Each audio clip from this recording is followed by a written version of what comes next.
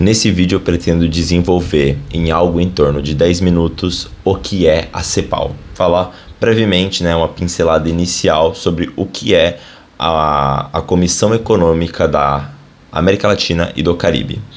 Essa comissão é da ONU, é uma das 5 comissões que a ONU tem, feita essa para estruturalizar, para debater, para pensar em como seria o desenvolvimento econômico do Brasil e da América Latina como um todo, na verdade.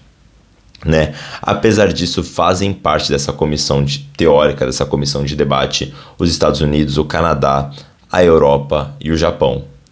Posto essa contradição, durante a Guerra Fria, existia-se a ideia de que os países subdesenvolvidos eles estavam numa etapa antes do desenvolvimento. Se esses países se comportassem e fizessem tudo certinho, eles chegariam ao desenvolvimento. A gente chama isso de cartilha de Washington. Se os países seguissem a cartilha liberal de Washington, eles chegariam eventualmente a ser um Estados Unidos, uma Inglaterra, uma Alemanha da vida. Você poderia chegar lá se você se esforçasse. O que a gente percebeu, nos anos 40, era que isso não funcionava dessa forma. E como que chegamos nessa conclusão? Em 1929, com a crise de 29 dos Estados Unidos, que foi um cataclisma para o capitalismo global, e a Segunda Guerra Mundial, que aconteceu logo depois, a gente tem esse momento em que as economias que dependiam do consumo do centro do capitalismo, dos Estados Unidos e da Europa, foram muito abaladas.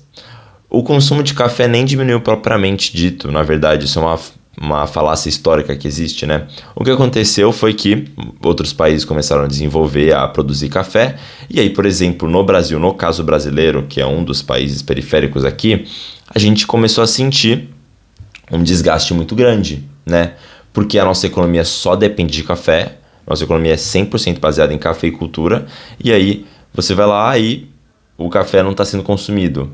O Estado vai lá e tenta salvar essa economia, porque a elite, que é quem controla o Estado, tava lá e não, a gente só quer produzir café, é isso que a gente faz, sabe? Aqui em São Paulo a gente produz café, e é isso.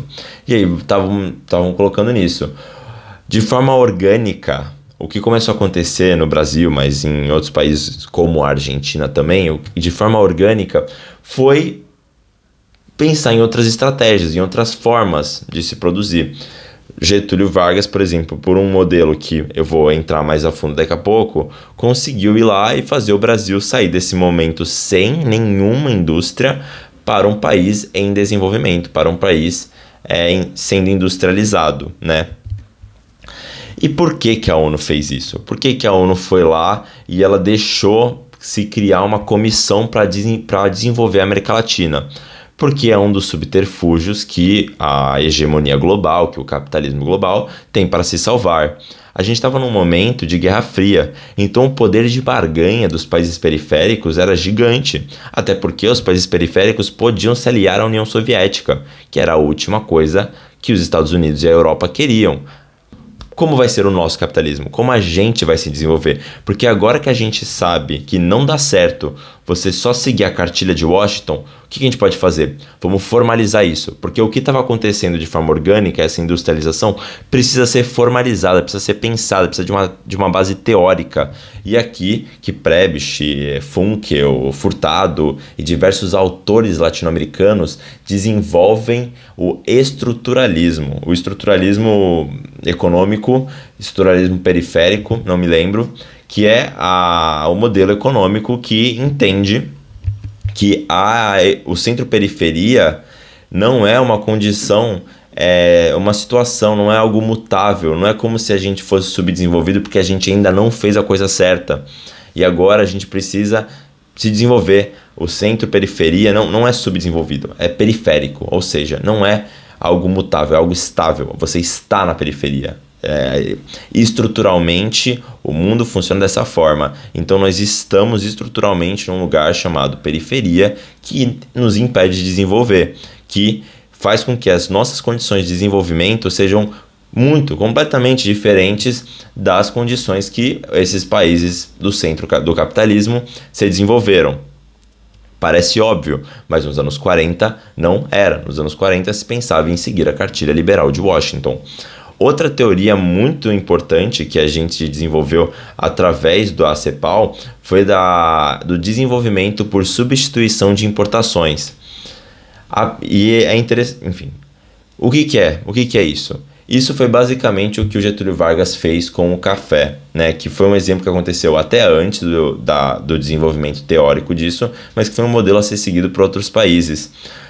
O café, nesse momento de crise, ele parava de ser vendido e aí o Brasil queimava, aquela história toda que a gente escuta na escola. Só que o que o Getúlio Vargas fez com isso, né?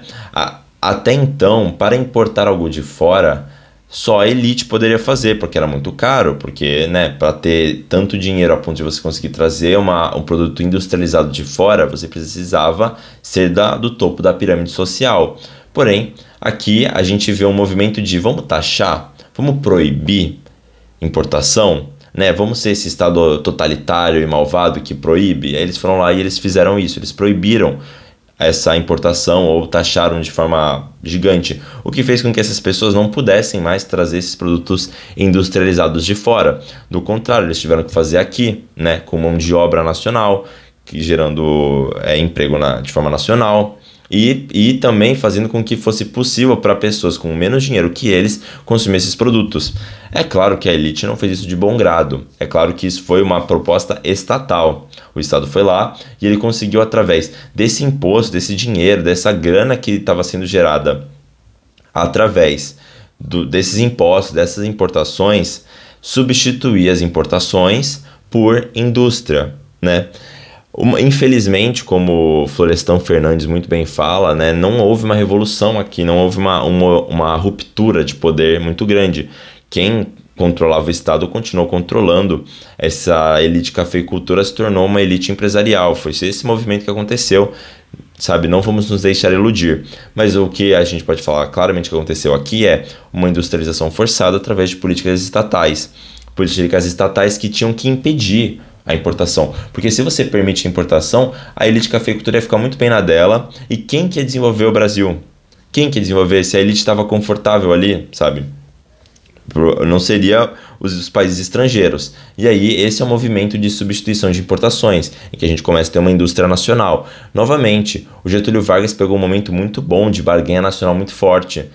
Por ele poder ter esse poder de barganhar sobre se ele ia estar do lado do eixo ou dos aliados, do lado soviético ou do lado capitalista, houve a permissão, houve a possibilidade de puxar um pouco dos Estados Unidos. E por conta disso a gente conseguiu ter uma Petrobras da vida, por conta disso a gente conseguiu que o próprio Estados Unidos construísse a metalurgia nacional.